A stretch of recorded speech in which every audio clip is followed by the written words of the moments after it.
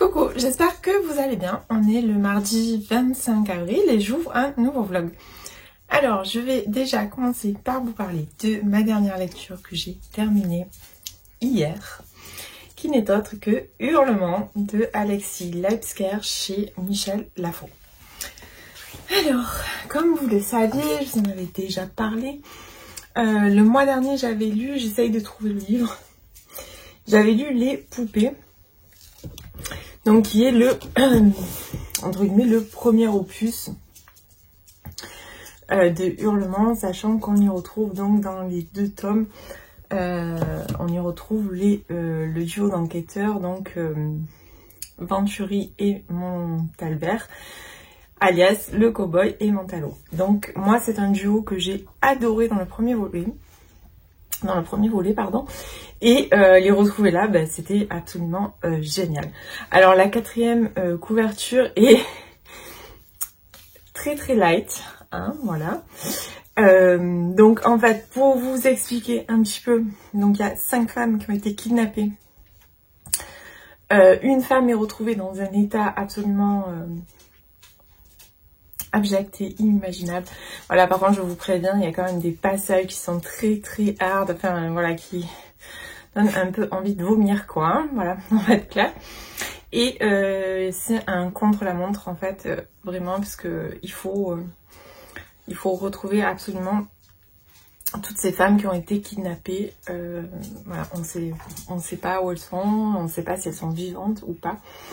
Tout ce qu'on sait, c'est que celle qui a été retrouvée, elle est dans un état vraiment abominable. Je peux même pas vous décrire. Et voilà. Donc moi, je vais être honnête avec vous, c'est un coup de cœur. Vraiment, je suis absolument fan de la plume d'Alexis Leipzger. Elle est, c'est incroyable. L'intrigue, elle vous tient, mais c'est un véritable page-tourneur.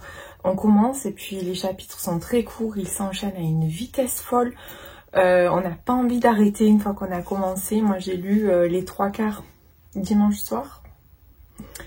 Et ce qui me restait donc hier midi. Parce que vraiment voilà, je voulais savoir où on allait.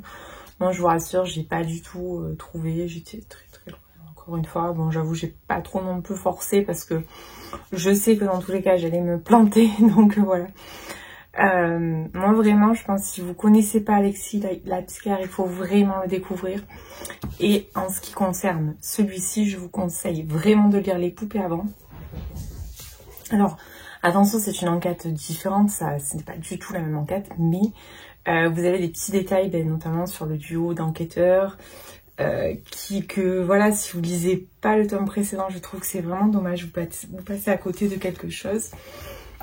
Dans tous les cas, si vous cherchez un bon thriller, je vous conseille de vous procurer cette petite duologie et de la lire. Vous ne serez pas déçus, c'est sûr. Voilà, j'ai pas envie de vous en dire plus en fait sur l'intrigue parce que vraiment ça doit se lire, ça doit se vivre en fait. Moi voilà, j'ai découvert l'auteur il y a pas longtemps du tout, il y a je crois en février, où j'avais lu Le Mangeur d'âme et derrière j'ai enchaîné Les Poupées dès qu'il est sorti en poche et je n'ai pas attendu, je me suis procuré celui-là.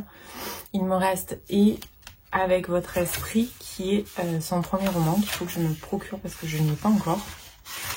Donc ça, oui c'est ça, Et avec votre esprit qu'il faut que je me procure parce que vraiment j'ai envie de... Voilà, j'ai envie de tout découvrir et d'être complètement à jour sur cet auteur. Et j'espère vraiment, alors la fin est assez ouverte, j'espère vraiment qu'il va nous faire un autre tome avec ce duo. Parce que vraiment, je pense que j'ai accroché de fou avec ce duo. Voilà, bah écoutez, vous l'aurez compris, je pense, je suis complètement fan. C'est vraiment le genre de thriller que j'adore. Alors il y a un peu on retrouve tout ce que j'aime, il y a de l'humour parce que voilà, Alexis Leipzger n'en manque pas, il me retourne le cerveau, n'oublions pas c'est un joueur de poker, et puis voilà, c'est vraiment, il y a rien, j'ai rien à redire, j'ai rien de mauvais à dire sur ce livre, je ne peux dire que du bon et je peux que vous le conseiller à 2000%.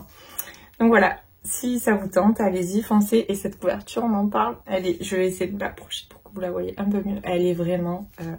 Elle est géniale. Et en plus, alors à la fin, quand on a terminé, entre le titre et la couverture, mais ça prend vraiment tout son sens. Enfin voilà, ça j'adore.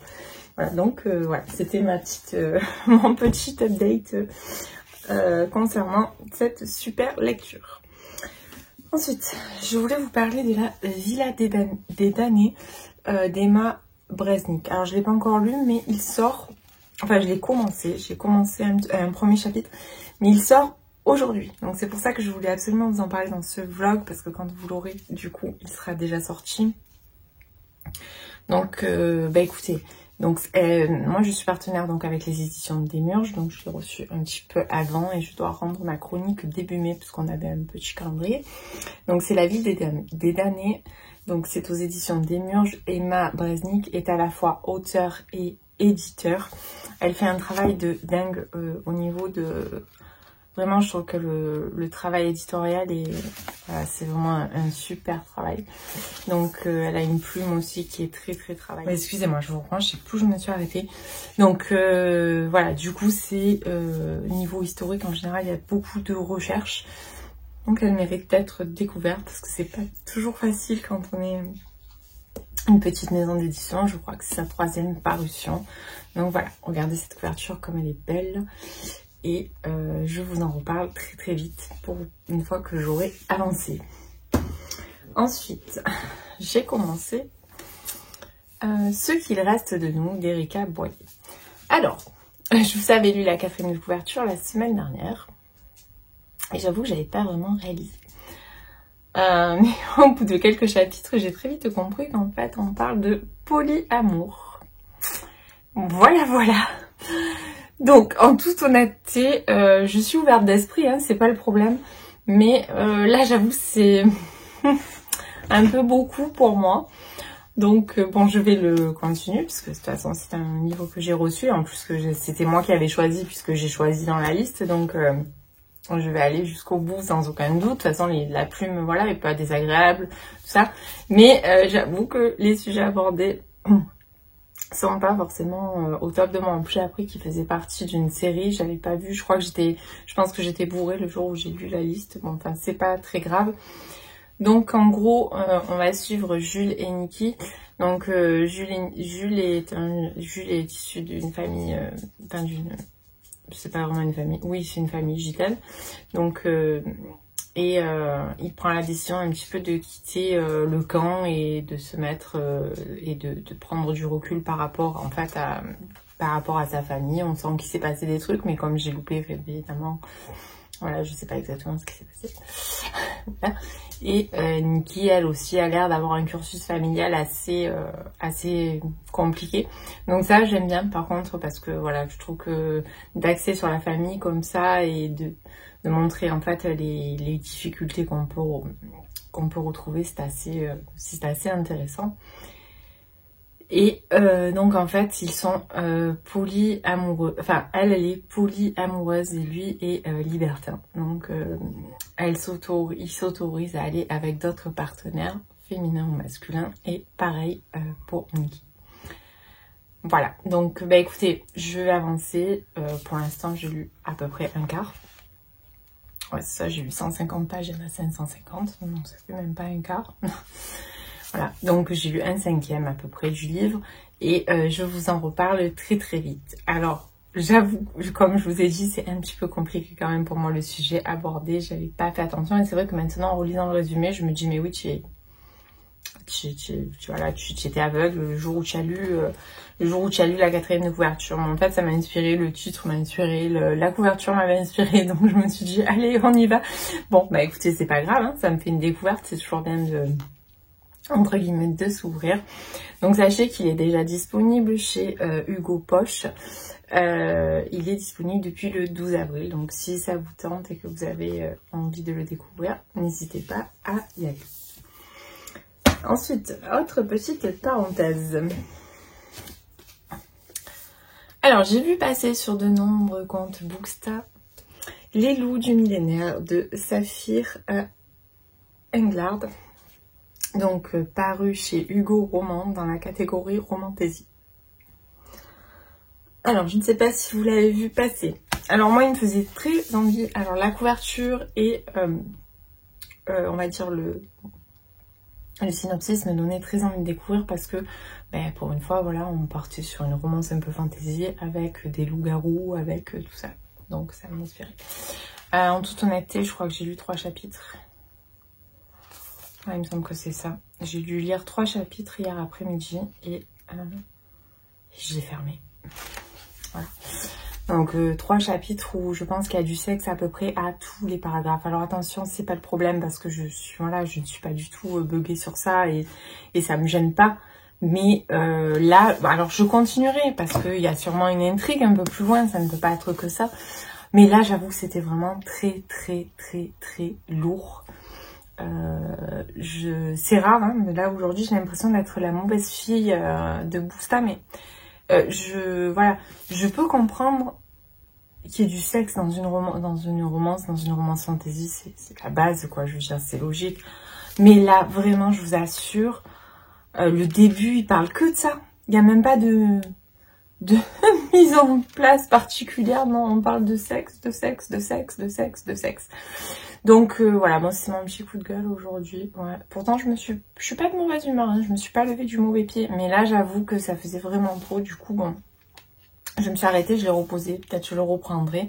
Alors si vous l'avez lu, n'hésitez pas à venir m'en parler, je serais curieuse d'avoir votre avis. Voilà. Bon bah écoutez, après ma séance de râlage, hein, parce qu'aujourd'hui voilà, on était en mode je râle. Je vais vous laisser et je vous reprends très vite. Je vous dis à très bientôt.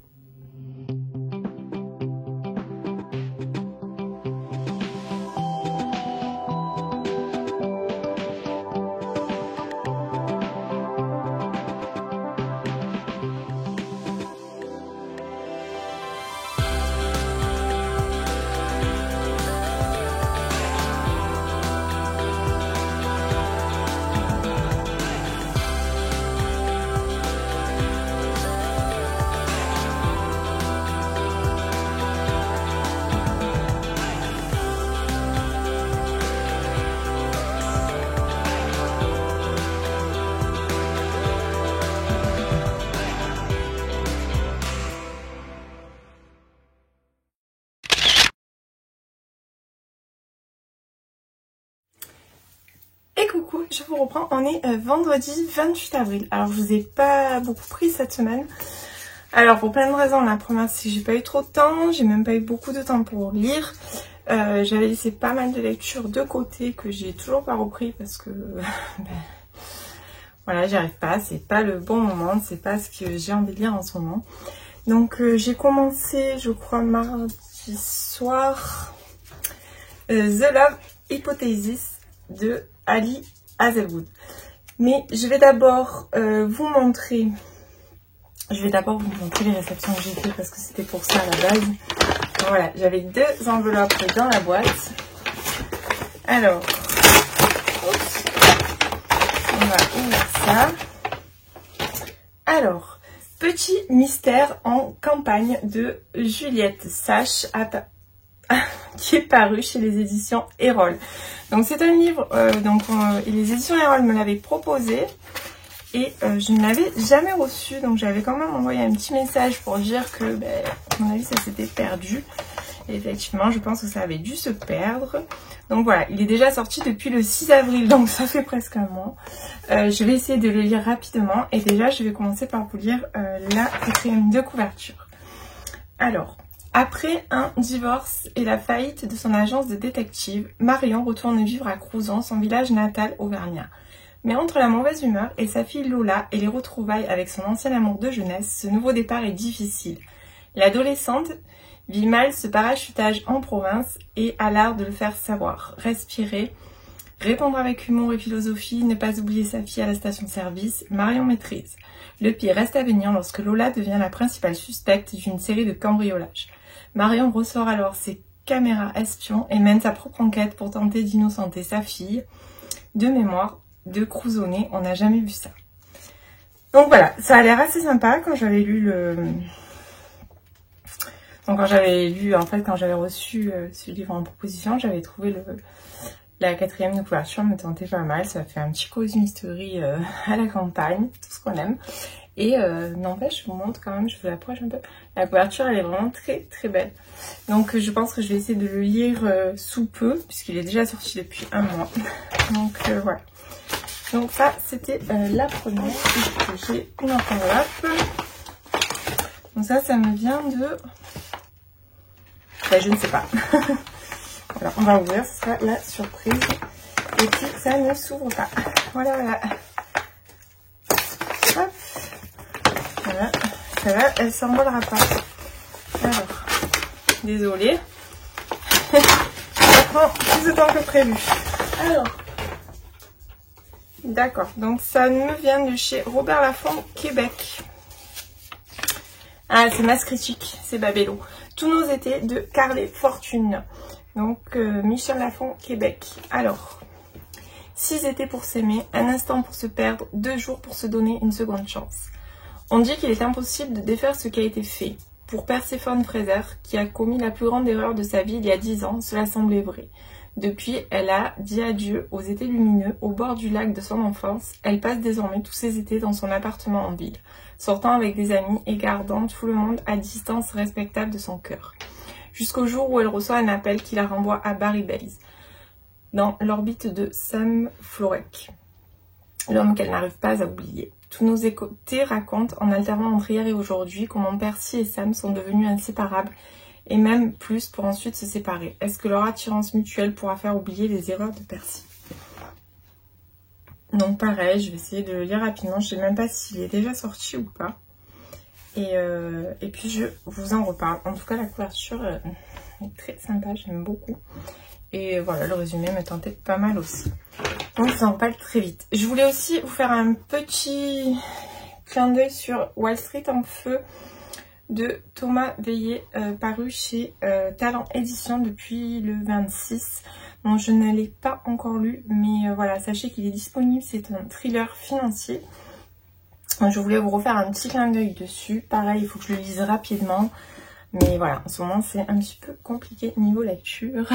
J'ai un peu du mal. Des fois, je commence des livres et puis j'accroche pas. Et après, moi, ça me bloque, j'arrive plus. Enfin bon, voilà, ça arrive, il y a des périodes comme ça. Donc sinon, j'en reviens à The Love Hypothesis de Ali Hazelwood, paru chez Hauteville. Que j'ai donc lu, qui m'a accompagnée cette semaine, que j'ai terminé hier soir. Et qui était un petit bonbon. Voilà. Donc, alors... Pour faire un petit peu le pitch, donc ça se passe en milieu universitaire scientifique. Olive est une scientifique qui est en train de passer son doctorat. Olive est une jeune femme brillante mais très peu sûre d'elle, qui manque beaucoup d'assurance. Et en fait, elle vient de rompre avec Jérémy. Et il se trouve que sa meilleure amie Anne a des vues sur Jérémy, que Jérémy a des vues sur Anne, mais aucun des deux en fait ne fait le pas entre guillemets pour pas blesser Olive. Sauf que Olive, elle s'en fout et elle veut qu'ils se mettent ensemble. Et pour cela, elle va jeter son dévolu sur Adam. Et pour faire croire qu'elle est en couple avec Adam à Anne et que donc elle peut du coup se mettre en couple avec Jérémy. Sauf que Adam, c'est un professeur qui est un vrai connard. Il est détesté par tous ses étudiants. C'est quelqu'un d'absolument imbuvable. C'est vrai que de prime abord, on n'a pas du tout envie de s'intéresser à lui. Et donc, ils vont se lancer finalement tous les deux dans cette histoire de faux couple, puisque Adam sera d'accord. Et voilà, donc c'est assez drôle. J'avoue que voilà, ça m'a beaucoup amusée. J'ai beaucoup aimé le thème faux couple. C'est un thème que j'aime beaucoup dans les romances. Comme vous le savez, j'en lis quand même pas mal et j'aime bien la romance. Hein, on va pas se cacher. Donc là, il y avait un petit côté donc faux couple et puis un côté un petit peu aussi enemy to lover. Donc on se pique, on se cherche, voilà. Et c'était vraiment très très sympa. Dans le milieu scientifique, alors moi, c'est pas forcément quelque chose qui me passionne plus que ça, mais c'était sympa aussi de découvrir ce milieu qui est absolument exécrable et impitoyable. Voilà, où tous les coups sont permis. Donc voilà, franchement j'ai passé un très bon moment. Alors c'est pas un coup de cœur, même si j'ai adoré, pour la bonne et simple raison que j'ai trouvé que la fin j'ai trouvé la fin un petit peu trop facile. Bon voilà, je vous en dirai pas plus parce que je n'ai absolument pas à vous dévoiler l'intrigue, mais il y a quelques petites choses que j'ai trouvé un peu trop simples. Et puis voilà, Adam quand même c'est vraiment le connard de base et son évolution moment on se dit bon, on dirait plus le même mec à la fin, quoi. C'était un peu, voilà, c'était ça qui m'a un petit peu perturbée, mais sinon c'était vraiment très très sympa. Olive est très drôle, elle a toujours le don de se mettre dans des situations mais absolument impensables, c'est-à-dire que quand elle a déjà de l'eau jusque là, ben, elle met un petit peu pour en avoir jusque là et pour plus arriver à respirer, voilà, c'est donc Olive est assez quand même voilà, vraiment le don de se foutre dans des situations très inconfortables, on va dire. Voilà, pour rester polie, elle se met dans des situations très inconfortables assez facilement et c'était plutôt drôle à suivre et à découvrir. Donc, bah écoutez, si vous cherchez une romance contemporaine plutôt bien faite, avec une histoire de faux couple, parce que voilà, moi c'est vrai que ça j'aime bien. Il y a plusieurs schémas que j'aime bien, après il y a des schémas que j'apprécie un petit peu moins. Mais voilà, celui-ci était vraiment très très sympa. Donc sinon, j'ai pas avancé sur les autres lectures dont je vous avais parlé au début de ce vlog. Et bah écoutez, je vais voir. Je pense que je vous reprendrai de toute façon dans le week-end parce que ce vlog est vraiment... Alors si d'habitude je dis qu'ils sont très longs, là il est vraiment très court. Donc je vous reprendrai certainement dans le week-end. Je pense que je vais me caler un petit livre là, puisqu'on est vendredi et que ça y est, moi je suis en week-end. Hein, c'est 13 h, je suis en week-end pour 3 jours du coup, jusqu'à lundi inclus puisque c'est le 1er mai. Et donc bah écoutez, je pense que je vous reprendrai sûrement demain ou dimanche matin pour pouvoir poster le vlog dimanche. Bah écoutez, je vous dis à plus tard.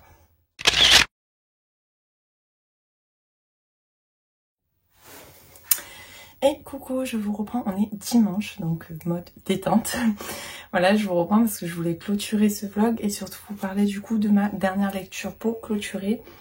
Donc je l'ai reçu vendredi, Petit meurtre, petit mystère en campagne de Julia Sachs et je l'ai lu vendredi dans la journée. J'ai adoré, alors je vous pensais vraiment pas aimer autant, c'est une très très belle surprise.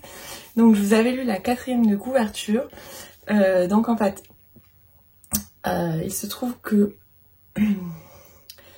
donc Marion, suite à son divorce et à la faillite de sa société de détective privé, retourne dans son village natal où elle va avec sa fille Lola, donc qui est une ado.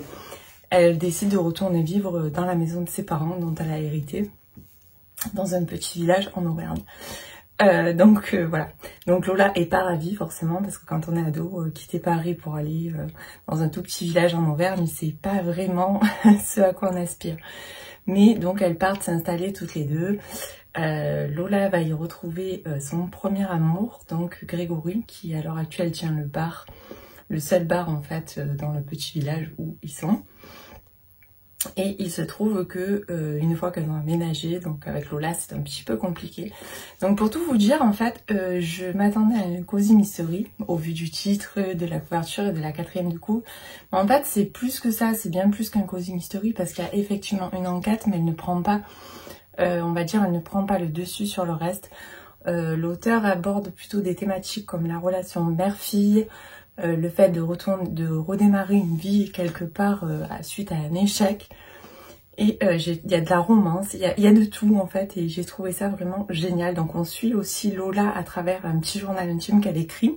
Donc il y a des petits chapitres comme ça courts qui s'insèrent dans le livre où c'est Lola qui prend la parole. Et l'enquête en fait c'est juste que il y a des vols qui sont commis pendant que les jeunes, donc Lola du coup, avec ses copains dans le petit village, organise des soirées. Et tous les soupçons pèsent sur Lola parce qu'elle vient d'arriver et que Marion est en difficulté financière. Donc du coup, Marion, comme c'est son boulot d'être détective, elle va tout mettre en œuvre en fait pour élucider ça. Et c'était vraiment très sympa. J'avoue que j'avais pas vu venir du tout qui pouvait être à l'origine de ces vols. Donc c'était assez sympa. La romance entre Marion et Grégory est comme j'aime. C'était vraiment voilà les retrouvailles. Enfin c'est... Honnêtement, j'ai passé un très très bon moment. La plume de l'auteur est très fluide, très addictive. Pour vous dire, bon, il est court certes, puisqu'il fait je crois 278 pages. Mais je l'ai lu dans l'après-midi de vendredi, un petit peu l'après-midi, et j'ai fini les 100 dernières pages dans la soirée. Donc c'était vraiment très très cool, j'ai passé un excellent moment. Donc il est disponible chez Erol Éditions et honnêtement je vous le conseille, vous passerez sans aucun doute un agréable moment parce que comme je vous dis, il aborde plein de thématiques différentes et ça donne vraiment un ensemble très très sympa. Donc c'est un feel good, cozy mystery je dirais, voilà, pour vous situer un petit peu le genre de ce livre. Donc je remercie les éditions Erol pour l'envoi parce que voilà, vraiment c'était vraiment un très très bon moment. Et sachez que donc il est déjà disponible puisque je crois qu'il est sorti, il me semble, le 7 avril. Donc bah écoutez, ça sera tout pour cette semaine. C'est pas très il n'y a pas beaucoup de choses, j'ai pas beaucoup lu. Là je vous avoue que je sais même pas ce que je vais commencer. Hier je n'ai pas lu de la journée, j'ai profité qu'il faisait beau pour voilà, profiter un peu de l'extérieur. Et voilà, bah écoutez, je vais me choisir un livre parce que par contre aujourd'hui, bah, il ne fait pas beau, donc il va falloir s'occuper. Et bah écoutez, je vous dis à très vite pour un nouveau vlog la semaine prochaine. Passez une belle semaine, plein de belles lectures. J'espère que ce vlog vous a quand même plu, même s'il n'est pas très fourni. Et bah écoutez, n'hésitez surtout pas à venir m'en parler en commentaire s'il y a des livres qui vous tentent, si je vous ai donné un petit peu des idées de lecture sympas. Et bah écoutez, voilà, ça fait toujours plaisir d'avoir des commentaires et puis de savoir que vous avez aimé ma vidéo. Je vous dis à très vite.